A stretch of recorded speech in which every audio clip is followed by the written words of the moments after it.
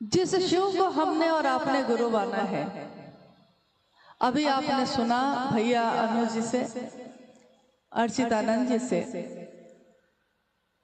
कि प्राचीन समय से और जब से हमारा इतिहास उपलब्ध है कागज पे यानी कि सबूत है जिसका, उससे पहले भी काल तो रहा होगा, उससे पहले भी दुनिया तो रही होगी, लेकिन उसका कागज पे सबूत नहीं है। मिट्टी के बर्तन नहीं मिल रहे या पत्थर पे बनी हुई चीजें नहीं मिल रही, लेकिन कोई नहीं जानता कब इस दुनिया की रचना हुई, किसके द्वारा हुई, किस तरह से हुई, और आज जो धरती पे चीजें दिखती हैं इनको बनाने वाला कौन है। हमारे ऋषियों ने, मुनियों ने शास्त्रों में जो कहा है, उन 10,000 वर्षों के इतिहास में उनकी जो अनुभूति है, उनका जो भाव का स्तर है, जिसपे वो महादेव की सत्ता से मिले, उसमें जिक्र आता है कि ये पूरी सृष्टि, ये पूरी दुनिया मात्र शिव की इच्छा का प्रतिफल है। शिव ने इच्छा की और दुनिया सृष्टि हुई। शिव की इच्छा, जैसे ही शिव की इच्छा होगी तो तरंग होगी, और जब तक इच्छा नहीं है तो ताकत तो है, ऊर्जा तो है, शक्ति तो है, लेकिन सुषुप्तावस्था में है, यानी सोई हुई अवस्था में है।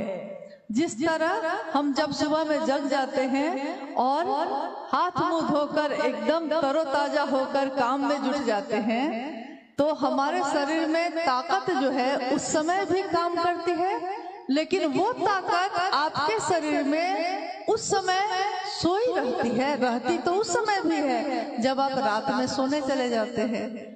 ऊर्जा तो है अंदर, प्राण तो चल रहा है, हाथ में, पैर में, सब में ताकत है, लेकिन सुषुप्तावस्था में है, मतलब सोई हुई अवस्था में है। जब यह दुनिया नहीं बनी थी तो शिव की ही सारी ऊर्जा, सारी शक्तियां इसी तरह एक सोई हुई अवस्था में, शांत अघोर अवस्था में विद्यमान थी। अब कहते हैं कि शिव ने इच्छा की कि एको हम बहुश्याम, मैं एक हूं और अनेक हो जाऊं। शिव की इच्छा में बल है, ताकत है, ऊर्जा है, इसीलिए कहा गया शिवेच्छा बली असी, शिव की इच्छा में बल है। तो शिव ने जैसे ही इच्छा की, और जो अघोर थे, शिव का एक नाम है अघोरेश्वर, यानी अघोर, सारी ताकत, सारी ऊर्जा के साथ जो चुप है, शांत है। अब उसमें हलचल हुई, पानी शांत है एकदम, और उसमें एक कंकर फेंकिए, एक पत्थर फेंकिए, क्या होता है? अगर शांत पानी में, तालाब में, कुआं में पानी शांत है और उसमें एक पत्थर फेंकिए तो क्या होगा? देखिएगा कि तरंग पैदा होगी, ऐसे ऐसे ऐसे ऐसे गोल गोल गोल गोल तरंग पैदा होती है। तो देखने में अच्छा लगता है, बच्चे इसको खेल खेल में करते हैं।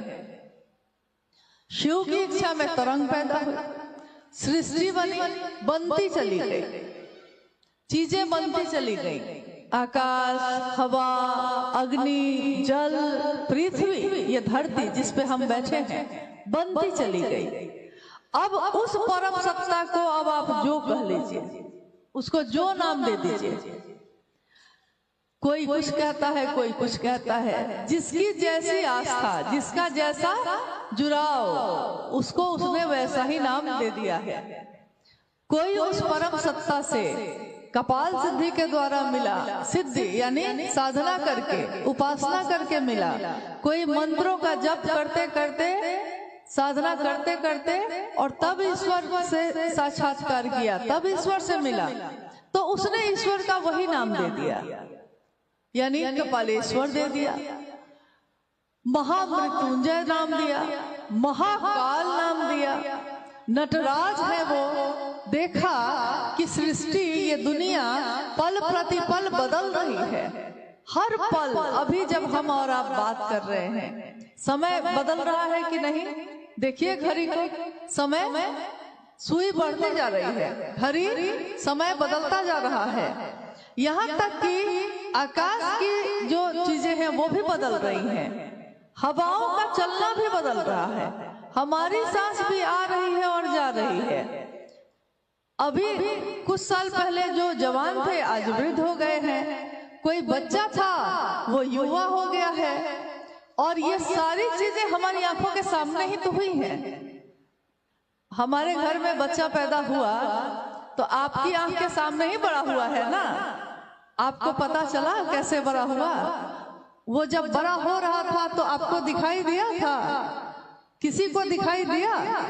कैसे बड़ा हुआ? बड़ा तो आपकी आंखों के सामने ही हुआ है, लेकिन इन आंखों से आप नहीं देख पाए।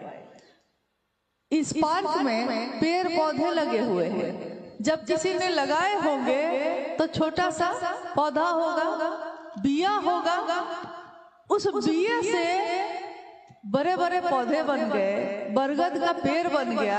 आपकी आंखों के सामने, हमारी आंखों के सामने बड़ा हुआ है, हमारे आंगन में लगा था और बड़ा हो गया। आज उसकी छाया में बैठे हुए हैं, लेकिन हमारी आंखों के सामने जो पौधा बड़ा हुआ, इतना विशाल हुआ, हमारी इन आंखों से हम नहीं देख सके उसको। लेकिन इंसान, आदमी एक ऐसा जीव है, एक ऐसी रचना है महादेव की जिसमें संभावना है जीव से शिव होने की, बिया से बरगद का पेड़ होने की संभावना है, जीव से शिव होने की संभावना है। हमारी आपकी आंखों के सामने ही होगा, ये हो रहा है, लेकिन हम इन आंखों से देख पाते हैं? हमारी आंखों के सामने ही शिव की ऊर्जा का संचरण एक मानव तन में हुआ, जिनको हम कहते हैं साहब हरिंद्रानंद जी। शिव की ऊर्जा, महादेव की ऊर्जा उनके शरीर में उतरी, उनकी सांसों पे उतरी, और एक दुबले पतले साधारण दिखने वाले व्यक्ति, एक बिहार प्रशासनिक पद पे पदाधिकारी रहने वाले व्यक्ति, लेकिन उनका एक रूप शिव का शिष्य हरिंद्रानंद जी का रूप, वो भी एक इंसान शरीर में ही है ना, शरीर में सामने दिखे हैं लोगों के। शिव की ऊर्जा कण कण में है, कहाँ नहीं है, लेकिन इन आंखों से हम देख पाए हैं? आज तक हमने इन आंखों से देखा है? हम महसूस करते हैं, हवा चलती है, सांस चलती है मेरी आपकी, हमको समझ में आता है, हमको एहसास होता है कि सांस चल रही है, तो मेरे प्राण चल रहे हैं, लेकिन जिसके कारण प्राण चल रहे हैं वो भी दिखाई नहीं देता। यानी वो सारी चीजें जो जीवन चलाती हैं, जिसके कारण जीवन है, चल रहा है, पैदा हो रहा है, रहता है, और जिसका लय हो जाता है, वो सब किसी और के नियंत्रण में है, कहीं और से चलता है, और वो दिखाई नहीं देता। तो उस परम सत्ता का, उस महादेव का कोई आकार हम और आप नहीं बना सकते, लेकिन हमारे मन की कल्पना कुछ बनाना चाहती है, कुछ दिखना चाहती है, तो हमने तस्वीरें बनाई महादेव की।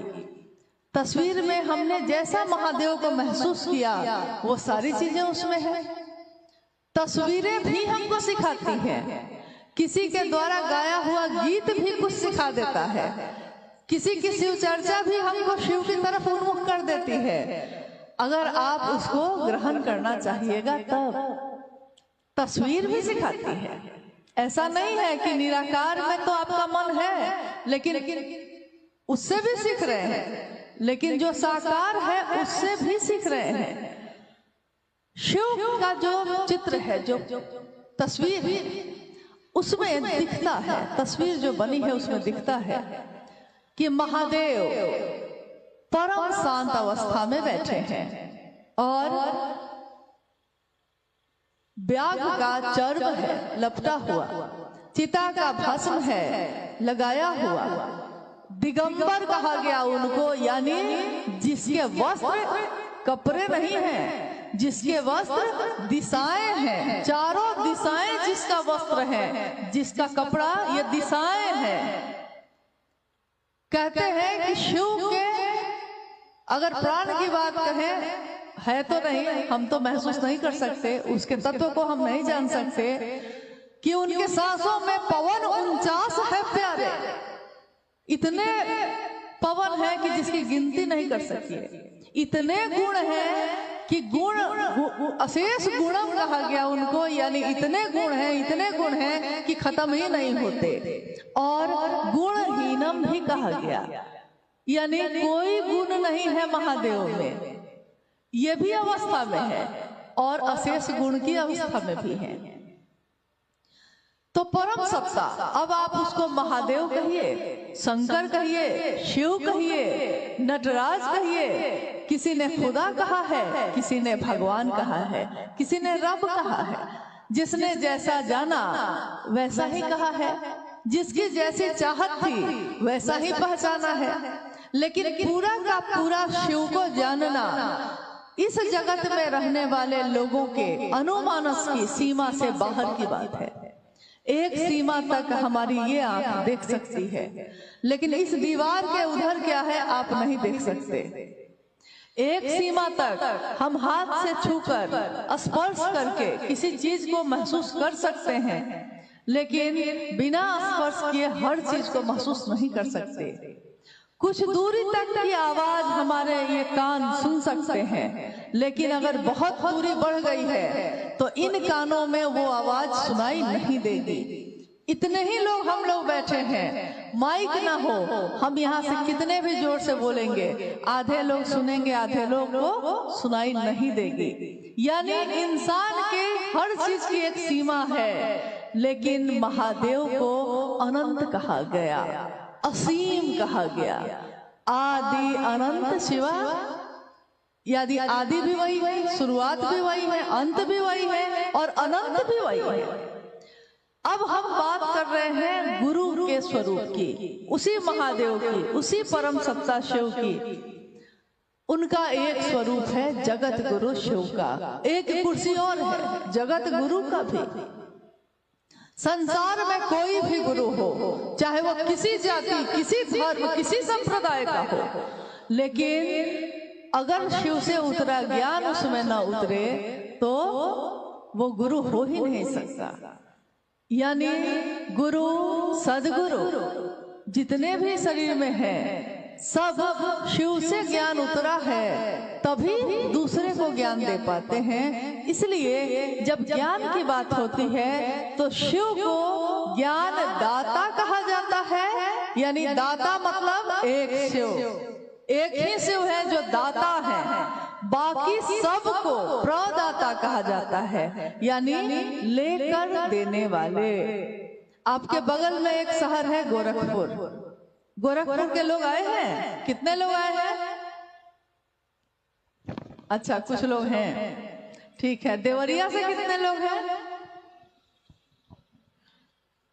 ठीक है, तब तो संगोष्ठी सचमुच में हो रही है क्योंकि भीड़ जुटा लेना तो आसान है, कहीं कहीं से जुटा लिए, लेकिन जिस जिले की है ज्यादा संख्या में लोग वहां से हैं, ये बहुत अच्छी बात है।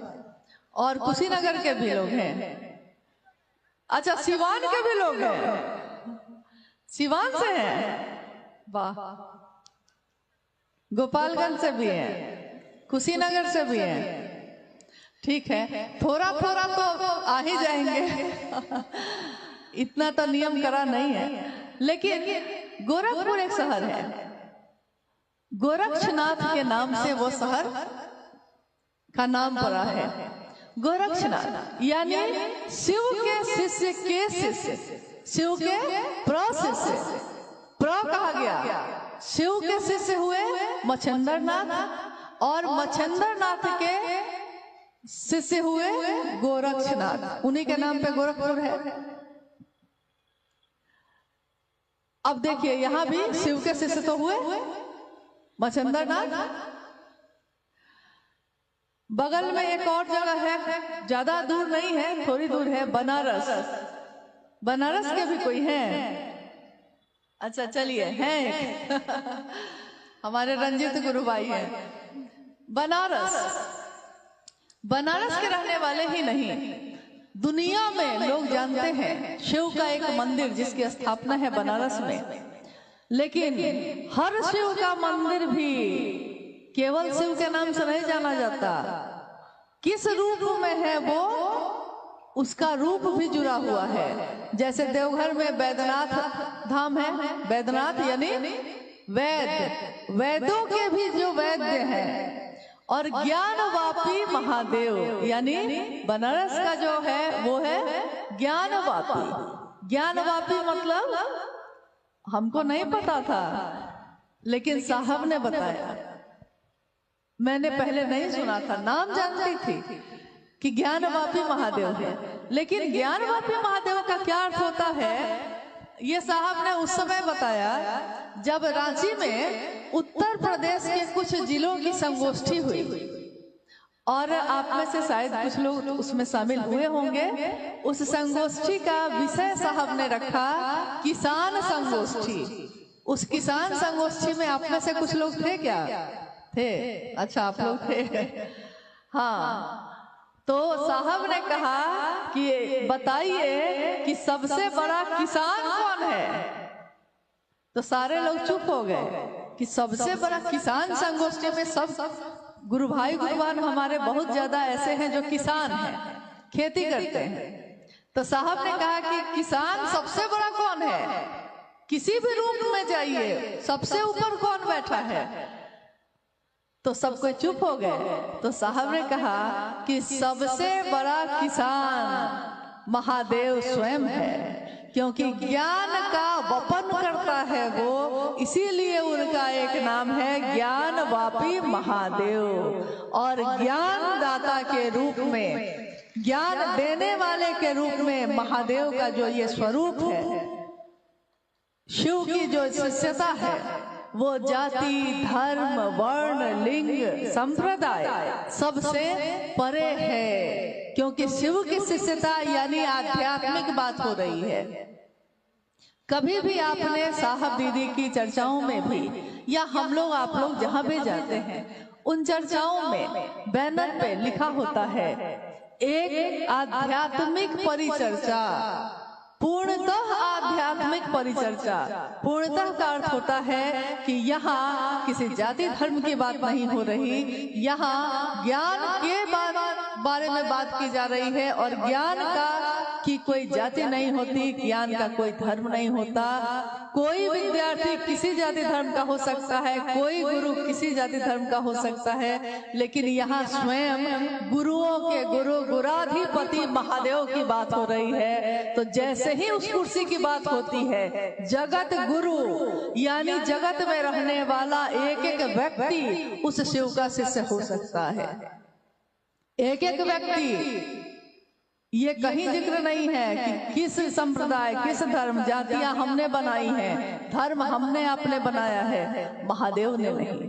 उस परम सत्ता ने तो सबको एक जैसा पैदा किया है।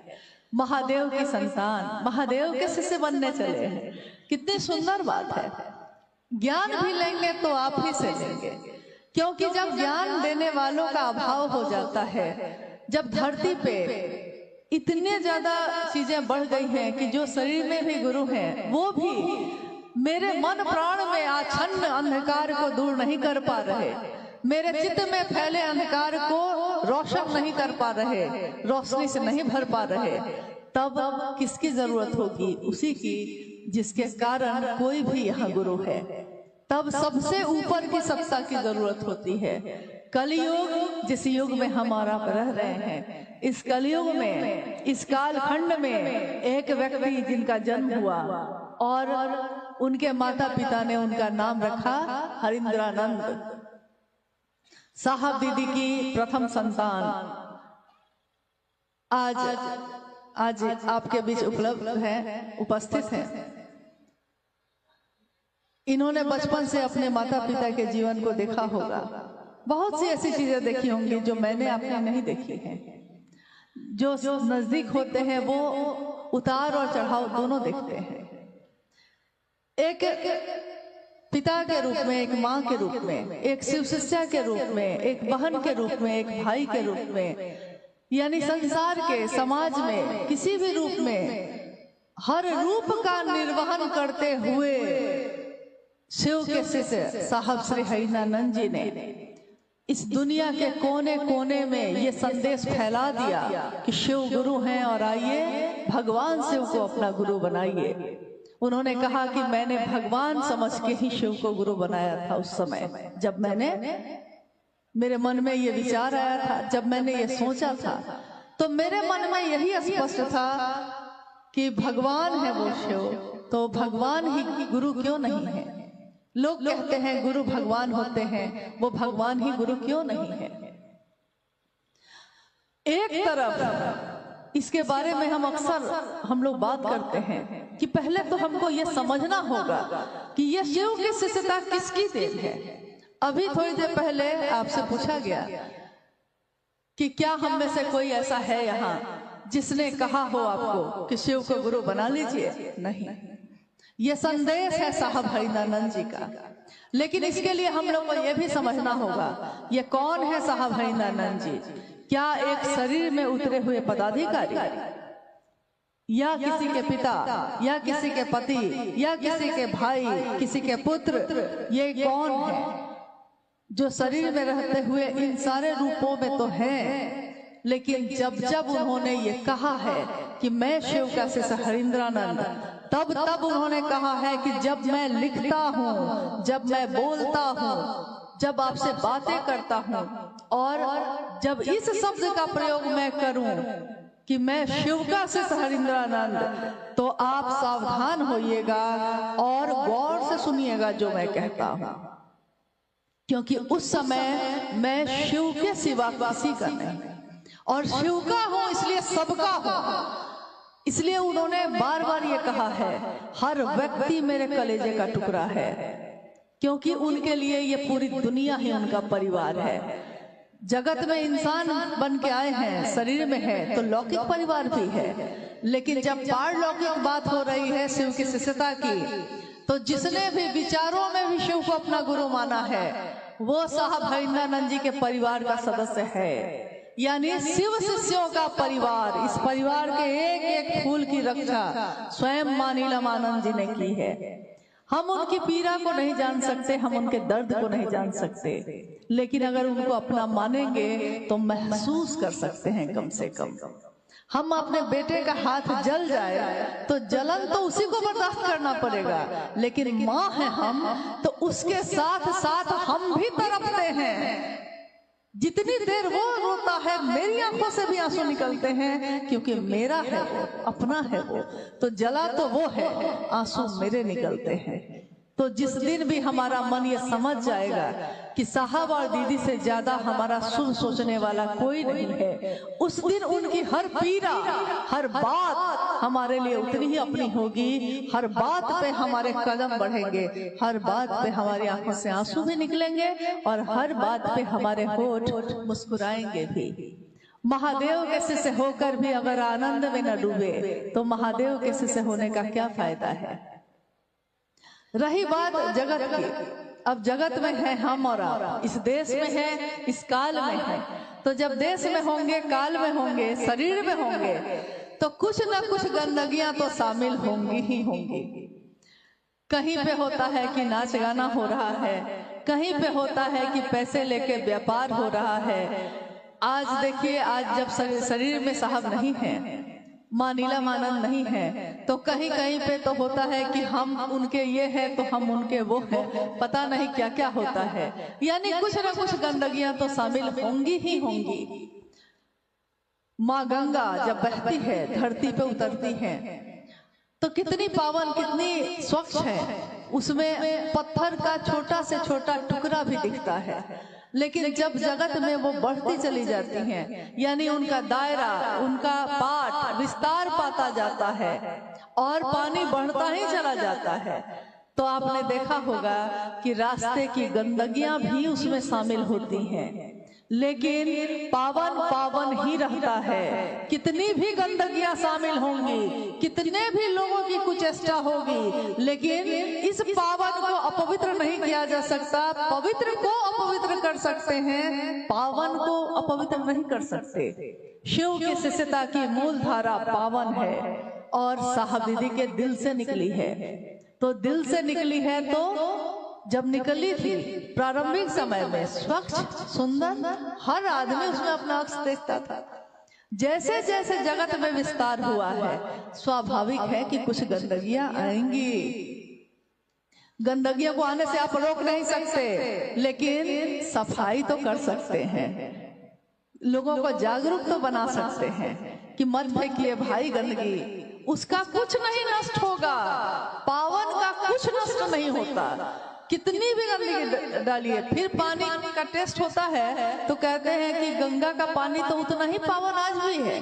कितनी चीजें फेंकी गई, कहाँ पवित्र हुआ।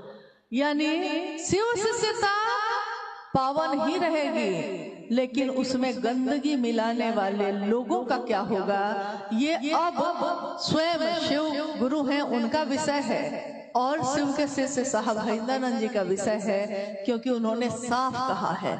कुछ चीजें उन्होंने साफ साफ कही हैं, किसी से छिपाया नहीं, किसी से दुराव नहीं किया।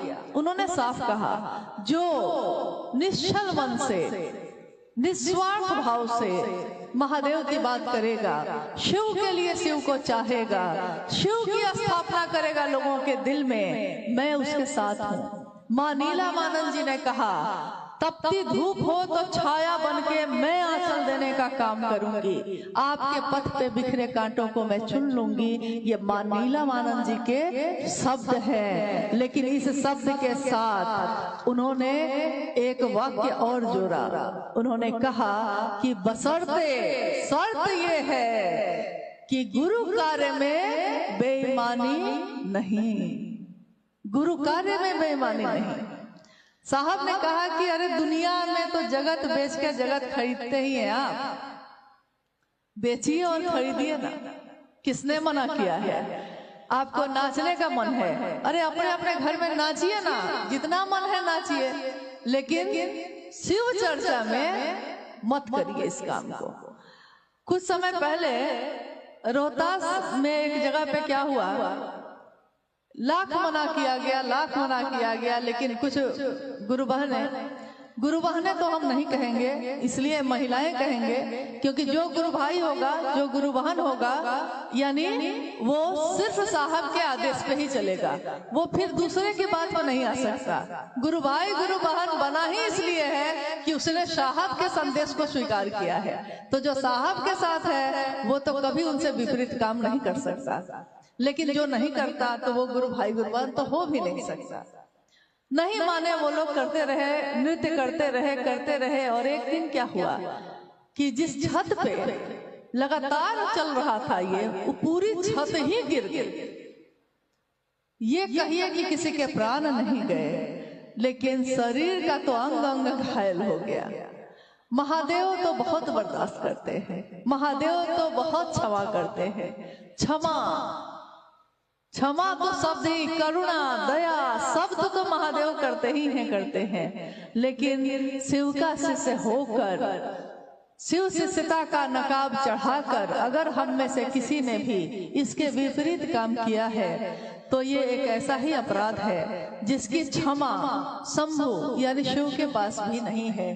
क्षमा जिसे कर सके न तुम भी, हो गई कोई ऐसी भूल तो मेरा अनुरोध है, करबद्ध हाथ जोड़कर अनुरोध है कि साहब और दीदी के इस रास्ते पे जब चले हैं, ये बहुत सुंदर रास्ता है, इसमें कोई कर्मकांड नहीं है, इसमें अमीर गरीब का भेद नहीं, इसमें भाई और बहन है, हम लोग सब शिव के शिष्य हैं और गुरु हैं शिव। इससे सुंदर बात और क्या होगी। और इस रास्ते पे हम सब चल रहे हैं, हम सब के दिल में एक ही संकल्प है, शिव मेरे गुरु हैं और दुनिया के हो जाएं। और इस संकल्प की पूर्ति के लिए किसी को चाय पिलाना पड़ेगा, किसी के पांव दबाने पड़ेंगे, कहीं झुकना पड़ेगा, कहीं मुस्कुरा के जहर पीना पड़ेगा। तो पीना पड़ेगा तो शिव के शिष्य हैं हम, आप पिएंगे। जब मेरे गुरु ने पिया है तो क्या शिव के शिष्य न पिएंगे।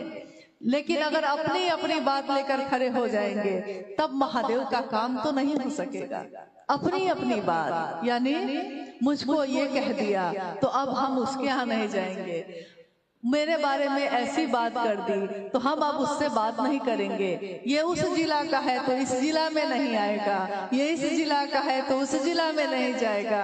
अरे साहब का तो पूरी दुनिया ही है, कोई किसी जिला में जा सकता है महादेव का काम बढ़ाने के लिए। महादेव के काम के लिए तो दुनिया के कोने कोने में लोग जा रहे हैं और जाते रहेंगे। व्यवस्था जनित बातें और होती रहती हैं, लेकिन महादेव के काम में ये बातें नहीं चलती, कोई संकीर्णता नहीं चलती, कोई भेद नहीं चलता। इसीलिए शिव चर्चाओं में, साप्ताहिक चर्चाओं में या एक दिवसीय चर्चाओं में भी साहब ने ऐसा कोई नियम नहीं लगाया जो हर व्यक्ति नहीं कर सके।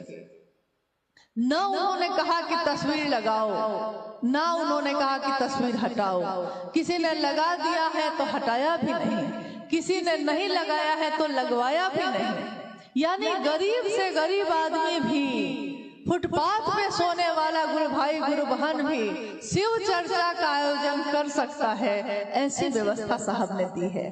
कहीं भी चटाई बिछा के, बोरा बिछा के, घास के मैदान में, नदी के किनारे बैठ के भी शिव की चर्चा की जा सकती है। ऐसा सरल, ऐसी सुंदर विधा उन्होंने दी है जिसमें कोई कर्मकांड नहीं है, लेकिन भाव ही भाव है। महादेव के पास जल भी चढ़ा दें, पूजा भी कर लें और बेलपत्र फूल भी चढ़ा दें, प्रसाद भी चढ़ा दें और भाव न चढ़ाएं तो महादेव तो ग्रहण भाव करते हैं, बाकी चीजों का उनको क्या प्रयोजन। हाँ, हम अगर जान जाएं कि महादेव ये खा लेंगे तो पता नहीं हम क्या क्या चढ़ाएं, लेकिन तब भी हम अपनों के लिए कुछ करना चाहते हैं तो कोई रख देता है, कोई हटा देता है, तो ना रखने के लिए कहा ना हटाने के लिए कहा। इसलिए शिव चर्चा जो है उसमें शिव की बात या शिव का प्रतिनिधित्व करने वाले लोग, आपका हमारा दायित्व है कि हम दुनिया के सामने ये प्रस्तुत करें कि महादेव को गुरु मानने में कुछ भी लेना देना नहीं होता है। ये नहीं होता है कि कोई आया है महादेव की बात करने तो हाँ हम उसके लिए कपड़ा दें, गहना दें, पैसा दें, ऐसा कुछ नहीं होता। क्या साहब श्री ने कभी पैसे लेके महादेव की बात की है? क्या हम लोगों ने ऐसा कभी किया? आप में से कितने लोगों ने ऐसा किया होगा? अगर 1000 में किसी ने किया होगा तो 1 या 2 लोगों ने किया होगा, लेकिन बाकी 98 आदमी तो निश्चल मन से महादेव की बात करते हैं। तो ज्यादा कौन है जो बहुत अच्छे तरीके से महादेव का काम कर रहा है? अब आइए हम लोग कुछ जिज्ञासाओं पे बात करते हैं, अगर आई हैं तो, जो कि दिख रहा है कि आया है जी।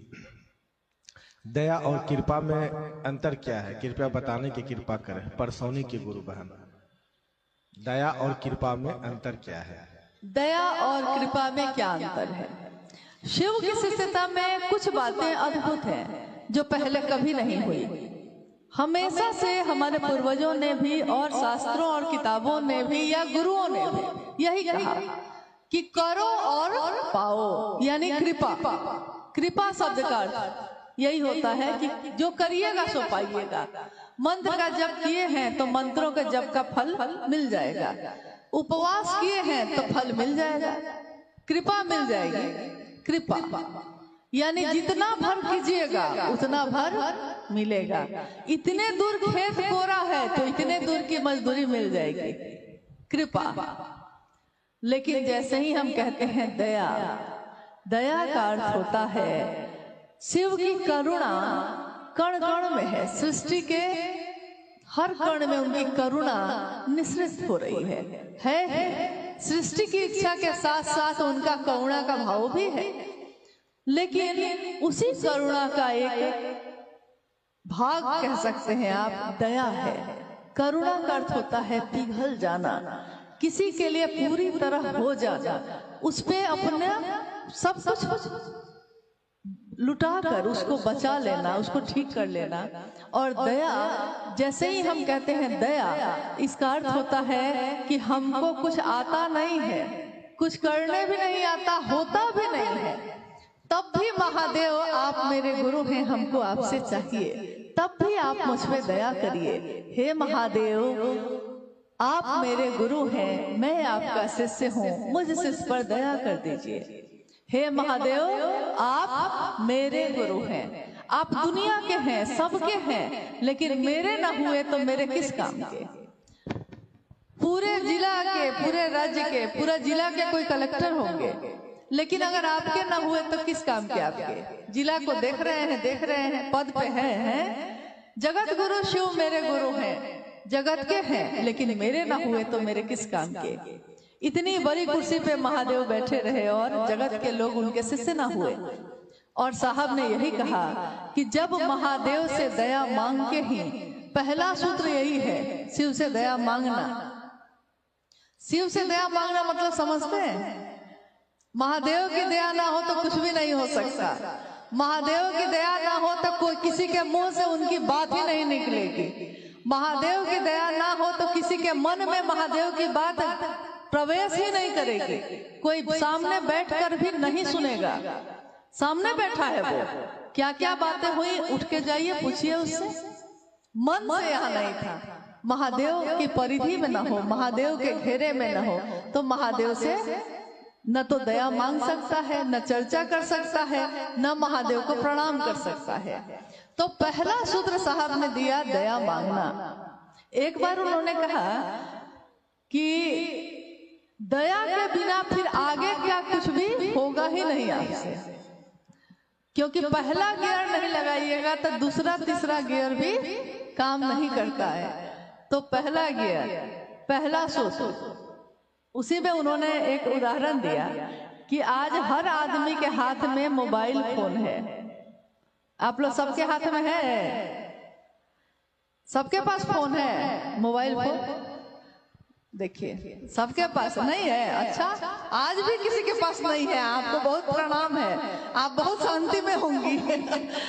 हाँ, तो आज देखिएगा हर हाथ में मोबाइल है। मोबाइल एक छोटी सी चीज है। उस छोटी सी चीज से, छोटी सी मशीन से आप किसी को फोन भी कर सकते हैं। आप चाहिए तो किसी की फोटो भी खींच सकते हैं, तस्वीर भी खींच सकते हैं। आप चाहिए तो वीडियो भी बना सकते हैं। आप चाहिए तो उसमें जोड़ गुना भाग गणित भी बना सकते हैं, कैलकुलेटर गणित भी बना सकते हैं। आप चाहिए तो उसमें कैलेंडर भी है, कैलेंडर भी देख सकते हैं। यानी बहुत सारी चीजें जो अलग अलग हम लोग रखते थे, वो सब उसी में है। नहीं, अलग अलग चीज नहीं होकर सब कुछ उसी में है। लेकिन किसी ने उस मोबाइल में पासवर्ड लगा दिया है और आपके हाथ में दे दिया है फोन। पासवर्ड लगा हुआ है, आपको नहीं मालूम है पासवर्ड क्या है। मोबाइल हाथ में है, लेकिन उस पे कुछ भी कर सकिएगा, खुलेगा ही नहीं। जब खुलेगा ही नहीं तो बाकी काम कुछ भी नहीं हो सकेगा। तो साहब ने एक दिन पूछा कि बताओ कि शिव शिष्यता का पासवर्ड क्या है। शिव शिष्यता में आगे बढ़ सकिएगा, इसके लिए पासवर्ड क्या है। यानी एक ऐसी चीज क्या है जिससे सारे रास्ते खुलते चले जाते हैं, तब जो चाहिए सो कर सकते हैं। क्या है वो? महादेव की दया। महादेव से दया मांगना ही समझिए कि आगे बढ़ने के सारे रास्ते खुल जाते हैं। झुका है आपका सर और महादेव ने गले से लगा लिया है। लेकिन अहंकार के साथ जब तक खड़े रहेंगे तब तक तो बड़ा मुश्किल है। हालांकि गुरु के स्वरूप के कारण महादेव उसको भी शिष्य बनाते हैं जो उन पे विश्वास नहीं करता। वो चाहे प्रेम करे चाहे गाली दे, लेकिन अगर महादेव के क्लास में आ गया है, महादेव का शिष्य बन गया है, विचार में बोली में भी अगर उसने कहा है कि महादेव मेरे गुरु हैं, तो महादेव का शिष्य वो है। महादेव उसमें अपना ज्ञान उतार ही देंगे, उसका उन्नयन कर ही देंगे। तो कृपा और दया में यही अंतर है कि कृपा में तो जितना करिएगा उतना पाइएगा, दया अहेतुकी है तथापि, इसलिए दया का कहना बड़ा मुश्किल है। उसमें किम न सिद्धते भूतले, इस भूतल पे क्या ऐसा है जो महादेव चाहेंगे और न होगा, और जो महादेव से जुड़ा है वो चाहेगा तो न होगा, क्योंकि चाहत में बल है, जुड़ाव में बल है, हम में आप में नहीं है, उनमें तो बहुत है ना। दीदी नीलम कहा करती थी कि सिद्धियां संकल्प से सायास पाई जाती है, जो वस्तु अनायास मिल जाए वह सिद्धि नहीं होती। मैरवा से विमल गुरु बहन, कृपया इसको समझाने का प्रयास। हाँ, ये अनमिल अक्षर में भी इसका जिक्र है। बड़ी सिद्धियां सायास पाई जाती हैं, यानी आपने सुना होगा कि कोई कोई कहते हैं कि बहुत सिद्ध बाबा आए हैं हिमालय में 10,000 साल से, मतलब कहने में लोग कहते हैं 10,000 साल से हिमालय में तपस्या कर रहे थे, सिद्धि प्राप्त करके आए हैं। या कोई तपस्या कर रहा है, कोई जमीन के अंदर बैठ के तपस्या कर रहा है, कोई हवा में उड़ रहा है, कोई पानी पे चल रहा है, सिद्धियां हैं ये सब। सिद्धि प्राप्त करने के लिए उसने काफी परिश्रम किया है, काफी तपस्या, मंत्रों का जप, यानी श्रम युक्त भक्ति, श्रम के साथ, ताकत के साथ अपनी भक्ति लगाई है, तो सिद्धियां पाई हैं। लेकिन बड़ी सिद्धियां अनायास मिलती हैं। अब देखिए कि जब तक साहब हरिंद्रानंद जी शमशान साधना करते रहे, कब्रिस्तान साधना करते रहे, मंत्रों का जप करते रहे, तो छोटी छोटी सिद्धियां तो प्राप्त है ही, जो चाह रहे थे हो रहा था। लेकिन जिस दिन उन्होंने महादेव को अपना गुरु बनाया, यानी ये क्षण जो था वो अनायास हुआ, अपने आप हुआ। इसके लिए उन्होंने कोई तपस्या नहीं की थी, इसके लिए उन्होंने कोई मंत्रों का जप नहीं किया था, किताबों का अध्ययन नहीं किया था, उनके मन ने बस सोचा था गुरु भगवान होते हैं, भगवान गुरु क्यों नहीं है।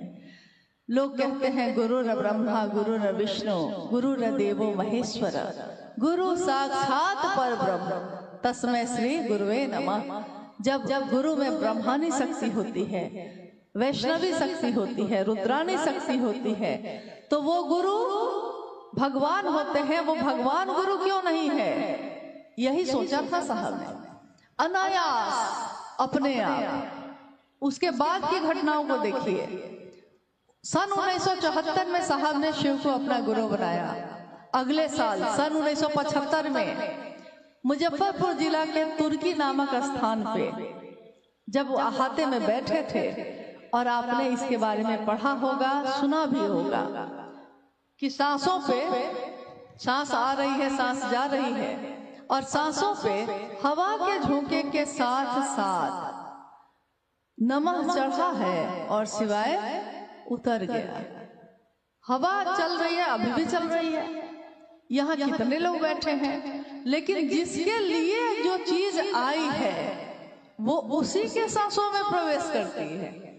तो आज तक शिव का प्राण मंत्र है नमः शिवाय, आज तक किसी इंसान के शरीर में सांसों के माध्यम से वो नहीं उतरा, लेकिन उस दिन ऐसा हुआ और उनकी सांसों ने सुना।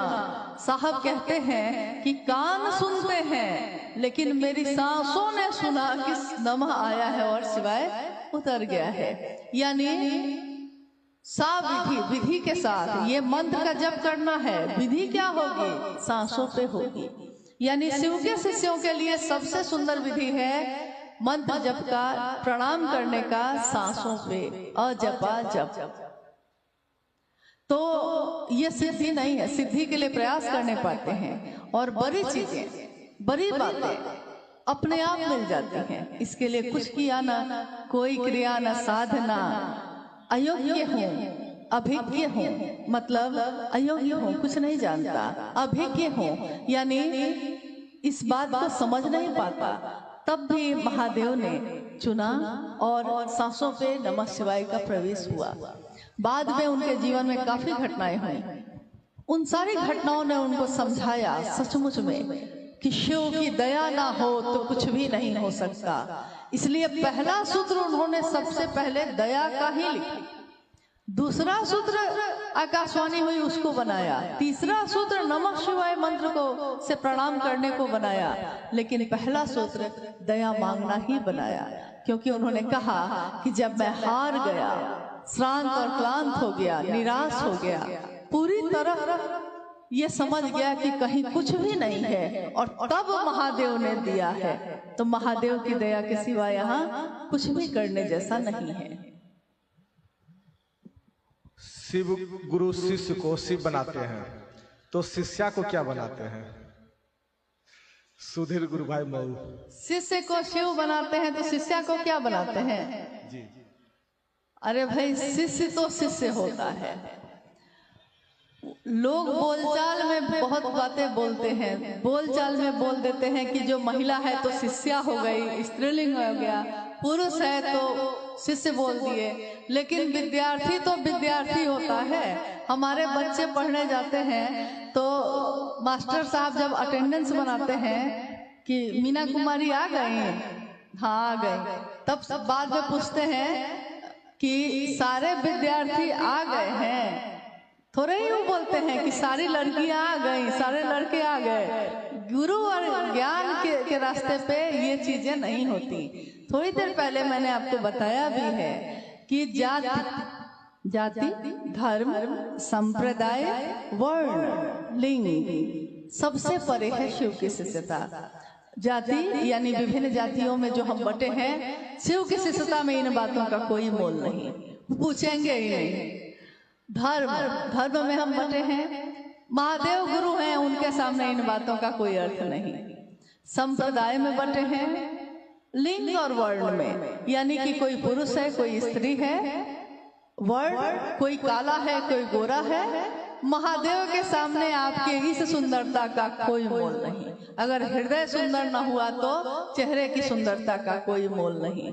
और जाति, धर्म, अमीर, गरीब, ऊंच नीच, पुरुष स्त्री सब जब मिट जाता है तब वहीं से शुरू होती है महादेव की शिष्यता। इसके ऊपर की बात है ये सब। तो महादेव की चर्चा, महादेव की शिष्यता, ये आध्यात्मिक बात है, और आध्यात्म में इन बातों का कोई मोल नहीं होता।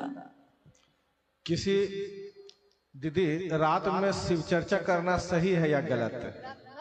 रात में मतलब जिनकी जिज्ञासा है स्पष्ट नहीं है। रात मतलब जैसे शाम हो गया उसके बाद अंधेरा में, हाँ 6-7 बजे भी अंधेरा हो जाता है, लेकिन अगर 10 बजे 8 बजे के बाद 9-10 बजे 11 बजे अगर कर रहे हैं तो ऐसा आप ना करिए। देखिए, हर जगह कुछ बात हम कहना चाहते हैं, थोड़ा सुनिएगा ध्यान से। अभी अपने मन में ये बात हटा दीजिएगा कि हम किसके क्या हैं, ये सब हटाइए। पहले इंसान है हम लोग, हम सब ने शिव को अपना गुरु बनाया है। किसके कहने से बनाया है? अभी आपने जवाब दिया था। किसके कहने से बनाया है? साहब हरिंद्रानंद जी शिव के शिष्य के कहने से बनाया है। तो इसमें कहना किसका चलेगा? साहब का चलेगा। बात तो उन्हीं की चलेगी ना। तो 3 सूत्रों के अलावा उन्होंने और क्या बताया? और कुछ नहीं बताया। कहा कि 3 सूत्र करना ना सहायक है, मदद करता है। मूल तो है अस्थाई होना। मेरे मन में अस्थाई शिव शिष्यता हो जाए, मूल यही है। लेकिन मदद करता है 3 सूत्र। अब 3 सूत्र जो है मदद के लिए, इसके अलावा साहब ने और कुछ नहीं कहा। फिर उन्होंने देखा कि भीड़ बढ़ गई। शायद आपको मालूम नहीं होगा, पहले जब शिव शिष्यता की शुरुआत हुई थी बहुत कम लोग थे। तो जब कार्यक्रम शुरू हुआ तो 2 दिवसीय होते थे।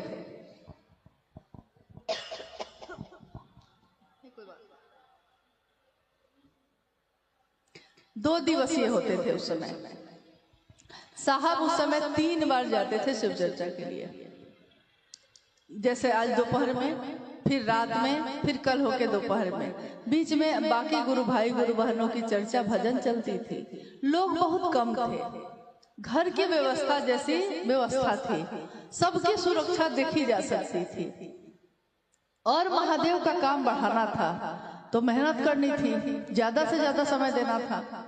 लेकिन जैसे ही संख्या बढ़ने लगी तो सबसे पहले साहब ने 2 दिवसीय कार्यक्रम बंद किए और उन्होंने 1 दिवसीय कार्यक्रम शुरू किए कि नहीं, अब से कार्यक्रम 1 दिन का ही होगा। अब कोई उस समय साहब से मिला, फिर बाद में वो मिला ही नहीं उनसे कभी। उस समय मिला जब 2 दिवसीय होते थे, बाद में मिला ही नहीं, तो नहीं मिला और लोग उसको बोल रहे हैं कि 2 दिवसीय मना हो गया है, तब भी वो किए जा रहा है, इसलिए कि फिर वो मिला ही नहीं उनसे। उसको लगा कि हाँ हम कर सकते हैं। 1 दिवसीय कार्यक्रम भी जब थोड़ा लंबे होने लगे तो साहब ने देखा कि अब संख्या और ज्यादा बढ़ गई। तो मान लीजिए कि इतने लोगों का रहना, खाना, सोना, पानी, शौचालय, इन सारी चीजों की व्यवस्था करना बहुत कठिन है। हो भी जाए अगर तो फिर गुरु बहनों की संख्या ज्यादा है और गुरु भाइयों की संख्या भी है, तो सुरक्षा का मामला तो दोनों के साथ है। सुरक्षित रहे हम। देखिए, अपने परिवार के लिए कोई ऐसा सोचता है, जिसको आपसे मतलब नहीं रहेगा वो रात भर आपको बैठाएगा और नचवाएगा और गवाएगा। लेकिन जिसकी आप बहन हैं, जिसके आप भाई हैं, जिसका आप परिवार है, वो आपकी सुरक्षा सोचेगा, वो आपका शुभ और भला सोचेगा। दूसरा क्यों सोचेगा? तो साहब ने सोचा, उन्होंने फिर ये निर्देश जारी किया, परिपत्र जारी किए गए थे उस समय कि कोई भी कार्यक्रम जो है दिवा काल में होंगे, यानी दिन में ही। अब सुबह से शाम तक के बीच में आपको जब सुविधा हो कर सकते हैं, लेकिन जब अंधेरा हो रहा है उससे पहले लोगों को छोड़ दीजिए ताकि लोग सुरक्षित अपने घर पहुंच जाएं। हमारी माँ है, हमारी बेटी है, हमारी बहन है, हमारा भाई है, वो सुरक्षित अपने घर चला जाए। यहाँ तक कि अगर किसी बहन का भाई भी उसके मायके जाता है और उसको लौटना है तो बहन को उससे प्यार बहुत है, वो चाहती है कि भाई और रुके, लेकिन देखती है कि रात होने वाली है और भाई को लौटना है, तो बहन जबरदस्ती उसको कहती है चले जाओ भैया, चले जाओ, समय पे घर पहुंच जाना, पहुंच के फोन करना कि सुरक्षित पहुंच गए कि नहीं, करती है कि नहीं? तो जो आपका अपना होगा वही न सोचेगा।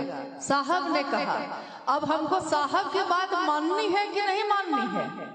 साहब ने कहा है तो मानिएगा ना। साहब ने कभी नहीं कहा कि मुट्ठा का मुट्ठा अगरबत्ती जलाना। अरे क्यों जला रहे हैं? कभी कभी आरती या ये सब करने से किसी किसी की सारी जल गई। एक बच्चे के आंख में जो आरती कर रहे थे लोग मान नहीं रहे थे, आरती किए जा रहे थे, तो आरती जब होती है तो सब कोई आरती लेना चाहता है। एक गुरुबान के गोद में उसका बच्चा था, उस बच्चे की आंख में ही जलती हुई बत्ती गिर गई। साहब को बहुत कष्ट हुआ। उस दिन उन्होंने खाना नहीं खाया 2 दिन तक। यही सोचते रहे कि मेरे कहने को भी नहीं मानते लोग। आप कहिएगा उनकी पीड़ा क्या है? जब शिव शिष्यों का परिवार उनका अपना परिवार है तो उनकी पीड़ा ये है कि उनके लोग ही अब उनकी बात नहीं सुन रहे हैं। तो आपकी पीड़ा क्या है? क्या हम और आप इस रास्ते पे चले हैं किसी और के कहने से? तो हमको बात किसकी माननी चाहिए? किसमें हमारा आपका भला है? हमको उन्हीं की बात माननी चाहिए जिनके कारण से वो मेरे गुरु हुए हैं। फिर बाद बाकी काम में आप अपनी मर्जी चलाइए, आपकी जो मर्जी हो करिए। नहीं, इसलिए रात्रिकालीन चर्चाएं आप मत करिए। गोधूली बेला तक चल सकता है, लेकिन सुरक्षित लोग अपने घर लौट जाए, शाम होते होते लौट जाए। जिज्ञासा है दीदी, 5 जिज्ञासा इसमें साहब की से संबंधित है, वो विसर्जन को लेकर इसमें लिखे हैं।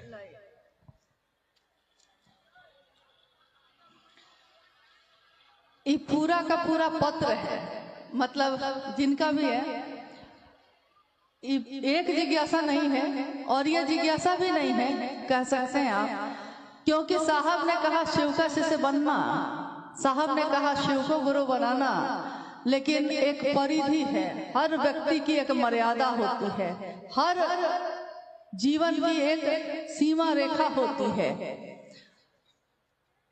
हर व्यक्ति का एक लौकिक परिवार भी है। महादेव की बात करते हैं हम, शिव शिष्य की दुनिया में हम सब एक परिवार है, लेकिन एक लौकिक परिवार भी आपका है, आपका भी है, साहब का भी रहा है। आपके परिवार में आपके पति, आपके भाई बहन, आपके माता पिता, बच्चे सब रहते हैं और कुछ परंपराओं का पालन आप करते हैं, क्योंकि समाज में रह के ही महादेव की बात की जा सकती है। साहब हरिनानंद जी ने कभी भी सामाजिक मान्यताओं को या परंपराओं को तोड़ने के लिए नहीं कहा। उन्होंने तो कहा कि महादेव को अपना गुरु बनाना और हर चीज में महादेव को शामिल करना। यहाँ तक कि पूजा पाठ भी जो लोग कर रहे थे, उन्होंने कहा गुरु पूजा पाठ कैसे हो बताते हैं ना, तो उन्होंने कहा कि नमः शिवाय से करो ना भाई, जल ही चढ़ाना चाहते हो, अरे भाव ना चढ़ेगा, नमः शिवाय से चढ़ाओ ना। ये नहीं कहा कि जल नहीं चढ़ाना है, ये कहा कि नमः शिवाय से चढ़ाओ, तो उन्होंने मना नहीं किया कुछ भी। अब जिसने भी ये लिखा है गुरु भाई, उन्होंने लिखा है कि संपूर्ण शिष्य संपूर्ण गुरु होते हैं। साहब स्वयं शिव हैं, शिव के प्रिय जगह शमशान है, तो उनकी अस्थियां क्यों गंगा नदी में प्रवाहित किया गया? क्या उचित है, क्या अनुचित है, बताएं। तो पहली बात तो यह है कि ये उनकी सीमा का प्रश्न ही नहीं है, लेकिन तब भी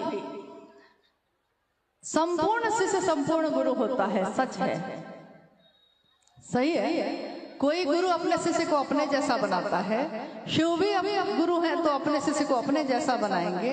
इस कालखंड में शिव के शिष्य हरिनानंद जी ने अपने आचरण से ये प्रस्तुत किया कि शिव का शिष्य कैसा होता है। आचरण से यानी अपने जीवन से न्यूनतम व्यवस्था में भी सुखी रहा जा सकता है। शिव सबको देने वाले हैं, जो प्रेम करता है वो देता है, लेता नहीं। बनो तो शिव, रहो तो शिव, जियो तो शिव। इस दुनिया में आप रहते हैं, शिव की दुनिया है ये, आपकी दुनिया में शिव क्यों नहीं रहता? यानी साहब श्री हरिनानंद जी ने शिव के गुरु स्वरूप को आत्मसात किया और शिव के सारे लक्षण उनमें दिखाई दिए। स्वाभाविक है जो गुरु होगा वो अपने शिष्य को अपने जैसा ही बनाएगा। लेकिन ये लिखते हैं कि शिव का प्रिय जगह शमशान है। अरे भाई, कौन बोल दिया आपको कि शिव का प्रिय जगह शमशान है? कहाँ शिव का प्रिय जगह नहीं है? क्या ये शिव की जगह नहीं है? शिव की दुनिया में आप रहते हैं, शिव की दुनिया की सारी चीजें तो आपकी शिव की ही हैं। तो जो शिव का है तो सब प्रिय है उसको, चाहे वो नदी नाले हो, चाहे वो धरती हो, चाहे वो 49 तरह के पवन हो, सब तो शिव के प्रिय हैं। शमशान के बारे में लिखा गया है। कहने का यह है आगे कि उनकी अस्थियां गंगा नदी में प्रवाहित क्यों की गई? अस्थियां यानी इस शरीर की जो बची हुई जो राख होती है या जो हड्डी के टुकड़े होते हैं, उनको अस्थियां कहा जाता है, अस्थि कहा जाता है। माँ गंगा नदी में प्रवाहित क्यों की गई? एक शिव के शिष्य होने के नाते साहब हरिनानंद जी ने भारत देश की सभी परंपराओं और कानून सबका पालन किया है। यहाँ तक कि उन्होंने अपने लौकिक जीवन में भी और लौकिक परिवार में भी और पारलौकिक परिवार यानी शिव शिष्यों के परिवार में भी आपने देखा होगा कि अगर कोई साउंड लगाता है तो उन्होंने हमेशा कहा है कि परमिशन लेकर तब लगाना। जन्म इस शरीर का होना और इस शरीर का शिवलिंग होना, तो इस शरीर की एक मर्यादा है, उस मर्यादा का पालन परंपरा के अनुसार जो उचित है वो होगा ही होगा। क्योंकि माँ नीलम आनंद जी ने जब 2005 में 17 जून को वो शिवलिंग हुई थी तो सारी परंपराओं का पालन किया गया, लेकिन किस तरह किया जाए ये साहब ने उसी समय हम लोग को बता दिया था। उसी समय 2005 में ही साहब ने बता दिया था कि जो दिव्य आत्मा होती है, जो शिव का अंश होती है, उसके लिए आपको क्या करना चाहिए, तो हम लोगों को जो उन्होंने बताया था उनके लिए हम लोगों ने वही किया है। इसलिए उनके निर्देश या आदेश के बिना कुछ भी न हुआ है न होगा। अब है साहब का मतलब, दूसरी जिज्ञासा है। साहब का मतलब परमात्मा ईश्वर शिव होता है। फिर साहब को प्रथम शिव शिष्य क्यों संबोधित किया जाता है, जबकि प्रथम शिव शिष्या माँ भवानी है, राजमणि नीलमानंद है। देखिए, आधा ज्ञान जो है बड़ा खतरनाक होता है। आधा ज्ञान से अच्छा है कुछ नहीं जानना, ये ज्यादा अच्छा है। कहावत है हम लोगों में, अधजल गगरी छलकत जाए। गगरी को या तो पूरा भर लीजिए या खाली रखिए, वो ज्यादा अच्छा है। लेकिन आधा रहेगा तो पूरे रास्ते छलकता ही जाता है। वही हो गया है, पहले पूरी बात को समझना चाहिए। और साहब की बातों को अगर आपने सुना है तो ध्यान से सुनिए। साहब ने इस शरीर में रहते हुए अंतिम संगोष्ठी में यह कहा कि परमात्मा जो है, जिज्ञासा ये आई थी और उस जिज्ञासा को संगोष्ठी में मैंने ही पढ़ा था। साहब मेरा एक है और न दूजो कोई, जो साहब को, यानी साहब को ही मैं कह रही थी ये बात कि जिज्ञासा ये है कि साहब मेरा एक है और न दूजो कोई, जो दूजा साहब करे वो दूजो कुल का होए। इसका क्या अर्थ है? तो साहब ने कहा कि जानते हैं साहब किसको कहते हैं?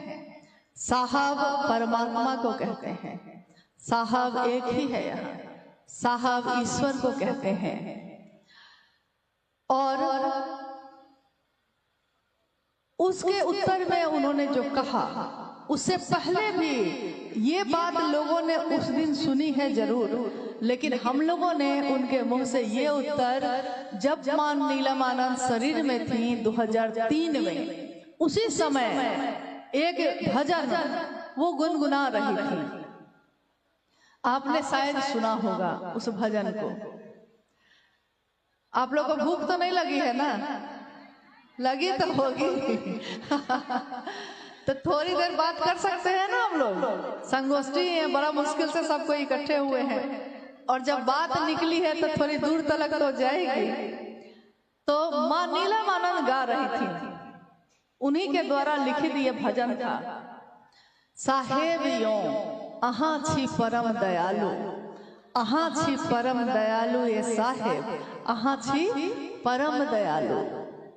तीन सूत्र अहीं के करै छी, अहीं के करै छी नमन, अहीं के करै छी चर्चा, अहीं से मांगै छी दया। इस भजन का ये वाक्य था, वो गा रही थी। हम लोग भी उनके पास बैठे थे, उनके साथ साथ गा रहे थे। उसी समय साहब अपने कार्यालय से, ये रांची की घटना है, उस समय साहब रांची में थे। उसी समय साहब अपने कार्यालय से आए तो उन्होंने गाते हुए सुन लिया, तो वो हंसने लगे और खड़े हो गए। बोला उन्होंने कि नीलम जानती है, साहब तो एक ही है, साहब तो महादेव है। और जब वो भोजन करके फिर कार्यालय चले गए दोपहर का, मां नीलमानंद जी ने कहा उस समय कि मुझको महादेव में और इनमें कोई अंतर नहीं लगता, क्योंकि जिसने शिव का भाव जगा दिया मेरे अंदर, मेरे लिए वो उससे कम भी नहीं। लेकिन जो ये कहते हैं करना वो है, जो ये चाहते हैं करना वो है। तो ये उत्तर तो साहब ने 2003 में ही हम लोग को दे दिया था। इसलिए हम लोग को कोई भ्रम नहीं है, और लोगों को भ्रम हो सकता है। तो साहब का मतलब यही होता है, शिव होता है। और साहब को प्रथम शिव शिष्य क्यों कहा जाता है? देखिए, इसके लिए थोड़ा समझना होगा कि आदि गुरु शिव। तो जब कोई आदि गुरु होगा तो आदि शिष्या भी होगी। जब कोई प्रथम गुरु होगा, पहला गुरु, तो उस समय उनका कोई शिष्य भी हुआ होगा, क्योंकि गुरु परंपरा चली है तो शिष्य परंपरा होगी। गुरु बिना शिष्य के चल ही नहीं सकता है, शिष्य बिना गुरु के शिष्य बन ही नहीं सकता है। तो आदि गुरु शिव की पहली शिष्या, प्रथम शिष्या मां भवानी स्वयं है। ये शिव पे आधारित तंत्र साहित्य में लिखा है कि माँ भवानी प्रथम शिष्या है शिव की। माँ भवानी कौन है? शिव की शक्ति।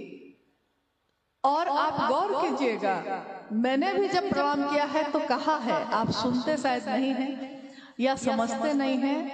हम लोग हमेशा ये कहते हैं इस कालखंड के प्रथम शिव के शिष्य, इस कालखंड के, यानी जो काल चल रहा है, अभी कलयुग जो चल रहा है, इस खंड में पहला शिव का शिष्य जो है उसको हम नमन कर रहे हैं। और उन्होंने उसके बाद पहले चिट्ठी माँ नीलम आनंद जी को लिखी थी, जिसमें लिखा था कि नीलम, मैंने शिव को अपना गुरु बना लिया है, तुम भी बना लो। माँ नीलम आनंद जी ने भी शिव को अपना गुरु बना लिया। उसके बाद शिव शिष्यता बढ़ती चली गई। तो प्रथम शिष्या तो स्वयं माँ भवानी है। इस कालखंड के प्रथम शिष्य साहब हरिंद्रानंद जी हैं, यानी शिष्यों की श्रृंखला है जिसमें ये जो काल चल रहा है और जो महादेव का संदेश आया, जो आज भी कागज पे लिखा है, उपवन में सुरक्षित रखा गया है। उपवन जहाँ साहब का शरीर का अंतिम समय गुजरा है और जहाँ उस ऊर्जा का अनुभव आज भी हमारे आपके जैसे सभी शिव शिष्य करते हैं। तो जो ऊर्जा जहाँ है सो है, जो शाश्वत सत्य है सो है। किसी को सही लगे कि गलत लगे, लेकिन जहाँ सत्य है, सत्य तो सत्य होता है, उसकी अपनी चमक है, उसका अपना एहसास है तो है।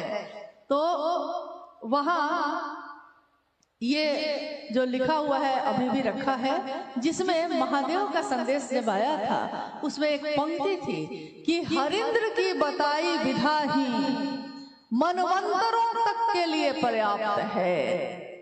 और साहब ने भी ये कहा महादेव से, एक शिवरात्रि में आरती के समय जब उनका मन ठहर गया महादेव पे और महादेव से बात करने लगा, तो उन्होंने कहा कि मैंने महादेव से कहा कि ये जो आपके नाम की, उस समय हर भोला हर शिव का संकीर्तन चल रहा था, तो साहब ने कहा कि आपके नाम की जो गूंज उठ रही है चारों तरफ, मैं चाहता हूँ कि ये गूंज पूरी दुनिया में उठे और मैं इसका साक्षी रहूं।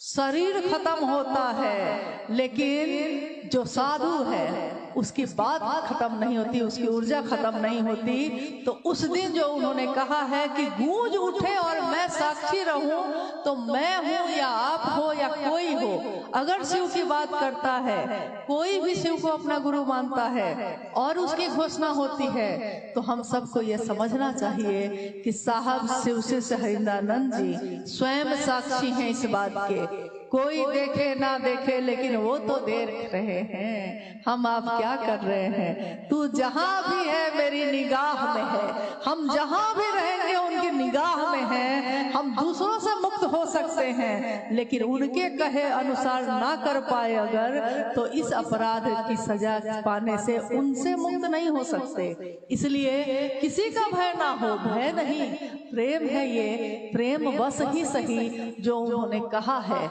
उसके अनुसार करने की कोशिश करिएगा।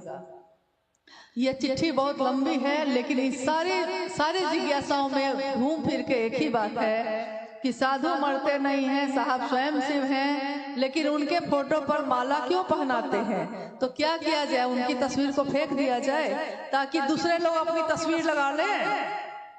हम शिव के शिष्य और हम सब क्या, हमारे बाद आने वाली पीढ़ी भी तस्वीर तो एक ही लगेगी और साहब और दीदी की लगेगी और किसी की नहीं लगेगी। ये हम होने ना देंगे, क्योंकि उन्होंने हमको शिव से मिलवाया है और किसी ने नहीं मिलवाया। तो हमारा मन क्या इतना भी कृतज्ञ नहीं होता है कि उनकी तस्वीर से भी दिक्कत होने लगी?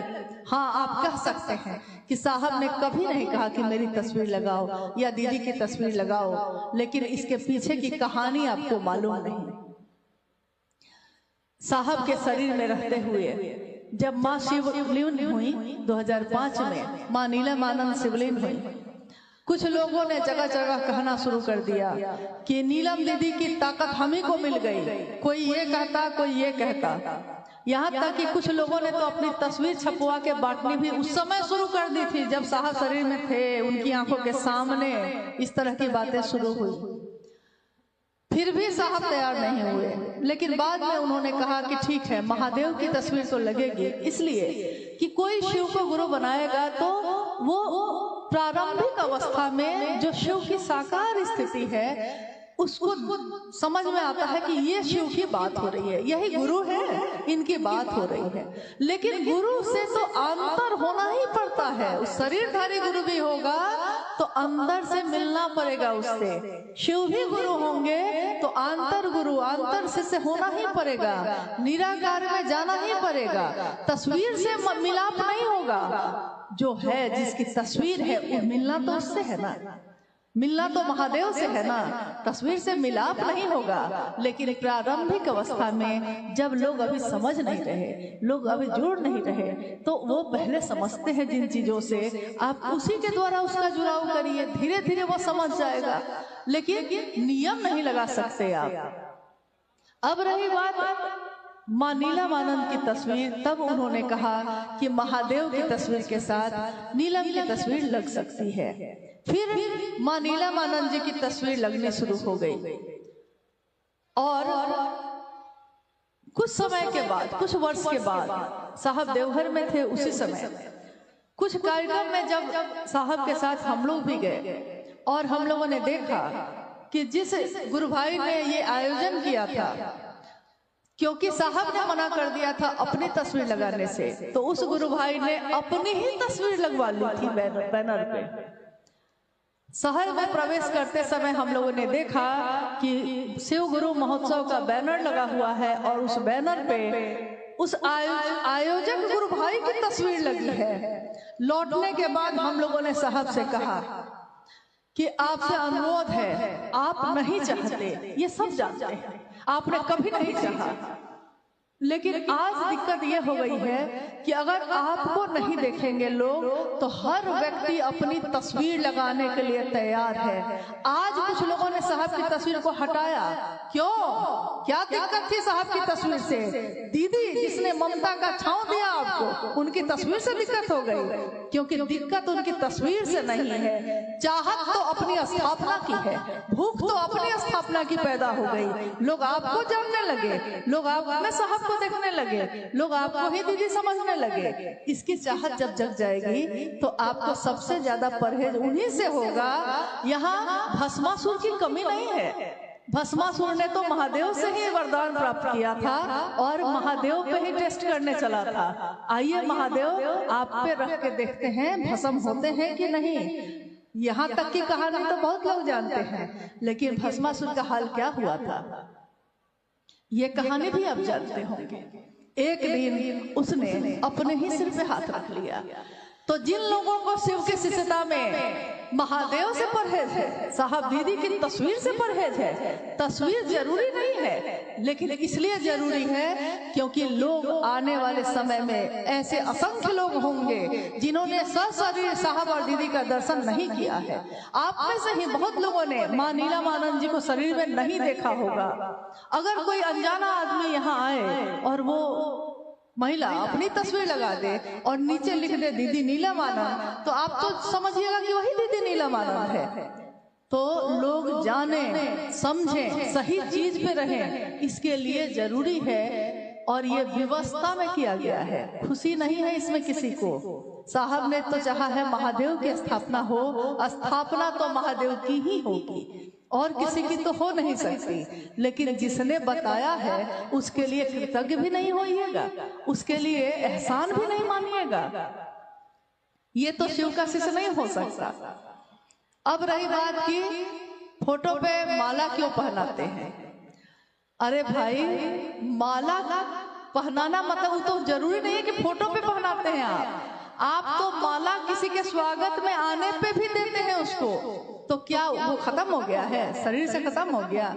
नहीं, आप अपने श्रद्धा के पुष्प अर्पित करने की कोशिश करते हैं, लेकिन अर्पित तो हृदय होता है, फूल थोड़े ही होते हैं। हर घर जहाँ शिव सत्ता की बात होती है, हर उस घर में ये बात तो गूंजती ही है कि घर मंदिर से नहीं वो कम, तुम रख दो कदम जहां ए हरेंद्र, सारी दुनिया बिछाती है फूल, दिल अपना बिछाएंगे हम, सुस्वागतम सुस्वागतम। उन्हीं का स्वागत है हर जगह। क्यों है? क्या उन्होंने चाहा है? नहीं, उन्होंने महादेव से मिलवाया है। महादेव के पास जाने का रास्ता खोला है। आज तक किसी ने नहीं किया था ऐसा। सबने गुरु बन के खुद से जोड़ा था। किसी ने नहीं कहा कि महादेव तक आप भी जा सकते हैं। जो शास्त्र नहीं पढ़ सके, जो संस्कृत के श्लोक नहीं पढ़ सके, जिनको पुरोहित गिरी करना नहीं आया, जो ज्योतिष ज्ञान नहीं जान सके, जिनको कर्मकांड नहीं आए, उन सारे लोगों को लोगों ने समझा दिया कि तुम्हारे पास पात्रता नहीं है, तुम महादेव से मिलो। लेकिन एक ऐसे शिव के शिष्य आए जिन्होंने हर दिल में ये ज्योति जलाई, हर दिल में ये आग लगाई कि शिव तुम्हारे अपने हैं, पहचानो। और जो अपना होता है उससे मिलने के लिए किसी औपचारिकता की जरूरत नहीं, किसी शिष्टाचार की जरूरत नहीं, उससे तो सीधे जाके मिल लिया जाता है। जो अपने हो तुम इसीलिए तो हाल सुनाने आया हो, अपने हो तुम इसीलिए फटकार सुनाने आया हो। तुम अपने हो तो हाल भी सुनाते हैं, तुम अपने हो तो फटकार भी सुनाते हैं। तो अपनों में तो शिष्टाचार और औपचारिकता की जरूरत नहीं होती। तो महादेव को अपना बनाने की बात उन्होंने पहली बार हमारे मन में सचमुच में समझ में आया कि हम महादेव से मिल सकते हैं, महादेव के शिष्य बन सकते हैं। इससे बड़ी बात और क्या होगी? बातें और बहुत ज्यादा हैं। इस जिज्ञासा का तो अंत ही नहीं है भाई, चिट्ठी बहुत लंबी है। हालांकि हम पढ़ ही देते हैं कि साहब ने कहा कि जो शिव को गुरु माने हैं वह मेरे कलेजे का टुकड़ा है। माँ नीलम आनंद जी ने गुरु भाई गुरु बहनों कह के संबोधित किया है, लेकिन कुछ भाई शिव के शिष्य को क्षेत्र का वर्कर कहते हैं। इसका क्या मतलब है? देखिए, जब जो काम करिएगा उस समय उसी से संबोधित किया जाता है। साहब डिप्टी कलेक्टर थे और एक दिन गाड़ी चलाने लगे। ये कहानी आपने सुनी होगी उनकी चर्चा में। उनसे अपने ही गांव में सिवान आए हुए थे, सिवान के लोग हैं ना यहाँ, सिवान आए हुए थे, गाड़ी चला रहे थे, बाजार था, एक महिला सब्जी खरीद रही थी, झुक के गाड़ी से टकराते टकराते बच गई। तो वो घूमी और उसने कहा, ये ड्राइवर साहब सूझत नहीं थे, दिखाई नहीं ना देता कि खराब नहीं है। अब साहब तो एकदम भौचक रह गए, अरे मैं डिप्टी कलेक्टर हूँ, वो मुझको कह रही है ये ड्राइवर साहब, और हंसने लगे। फिर उन्होंने कहा कि जब मैं उस समय ड्राइवर का काम कर रहा था तो उस समय तो मुझको ड्राइवर ही ना कहेंगे। उस समय यानी जब जो काम आप करते रहते हैं उस तरह का संबोधन सामान्यतः लोग देते हैं। लेकिन शिव शिष्यता में संबोधित करने के लिए गुरु भाई और गुरु बहन ही कहा है साहब ने। इसलिए किसी को भी बोलिए तो गुरु भाई, गुरु बहन, दीदी, भैया, ये संबोधन देने में कोई दिक्कत है क्या? किसी को कोई दिक्कत है? नहीं ना। हाँ, अब जो कोई काम कर रहे हैं तो स्वयं सेवक है, अब कार्यकर्ता है, कार्यकर्ता का हिंदी है और अंग्रेजी है उसका वर्कर। तो कोई गलती से बोल दिया होगा, गलती से क्या सोचा नहीं होगा, मनसा ये नहीं होगी, लेकिन बोल दिया होगा। फिर भी हम लोग को परिमार्जन करना चाहिए, सुधार करना चाहिए, क्योंकि हमारी बोली से बहुत कुछ होता भी है, बनता भी है और बहुत कुछ बिगड़ता भी है। एक बोली औषधि करे और एक बोली चले बाम। एक शब्द ऐसा होता है जो घाव पे मरहम का काम करता है और एक बोली ऐसी होती है जो घाव नहीं है तो घाव बना देता है, नहीं बाण तीर की तरह लग के। तो बोली ऐसी बोलिए कि मन का आपा खोइए, मतलब कि कोई आपसे बात करे तो उसको महादेव की याद आए। बोलना ही है तो इतना बढ़िया बोलिए। अब बातों का कोई मतलब नहीं है। साहब का विसर्जन क्यों, तो साहब का पूजा पाठ क्यों, यही सब है। खैर, मुझको लगता है कि लगभग सारे जिज्ञासाओं का उत्तर दिया जा चुका है और कुछ जगहों पे ऐसा होता है कि भारत देश की एक अपनी संस्कृति है, एक परंपरा है, एक तरीका है जीने का यानी जीवन को जीने का। इस परंपरा में हम कभी पर्व मनाते हैं, कभी त्योहार मनाते हैं, कभी खुशियां मनाते हैं, कभी होली भी खेलते हैं, कभी दीपावली में दिए भी जलाते हैं। लेकिन दुनिया को भी यह समझना पड़ेगा कि शिव का शिष्य चाहे कहीं भी खड़ा हो के कोई भी काम कर रहा हो, उसकी मनसा अपने गुरु शिव की स्थापना की ही होगी। उसकी मनसा दूसरी कुछ भी नहीं हो सकती। लेकिन आप उसके बाहरी चीज को देखकर भ्रमित हो जाते हैं। विश्वास करना होगा महादेव पे, उनके शिष्यता पे, और जो उनका काम महादेव का गुरु कार्य बढ़ा रहे हैं उन पे भी। जब तक हम एक दूसरे पे विश्वास न रखेंगे, हम कैसे इस रास्ते पे बढ़ सकेंगे? ये तो प्रेम की विधा है। प्रेम दीजिएगा, प्रेम मिलेगा। ये हम लोग की अनुभूति है। गाली दीजिएगा तो गाली मिलेगी, झगड़ा कीजिएगा तो झगड़ा और दुगुना मिलेगा।